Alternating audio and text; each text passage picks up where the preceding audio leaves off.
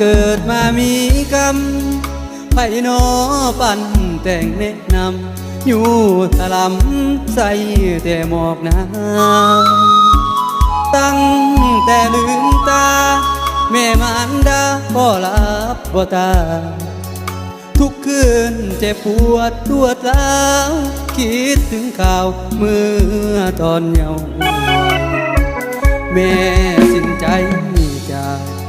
ลำบากมาตั้งแต่น้อยลูกอยากกินปูกินหอยแต่โตคอยพ่อแม่บ่มีอาศัยตายายใหญ่น้ำเพิ่นเลี้ยงสวยสู้สีพ่อบ่ตายแต่เพิ่นนายนี้เพิ่นบ่ใหญ่ดีไปมีเมียใหม่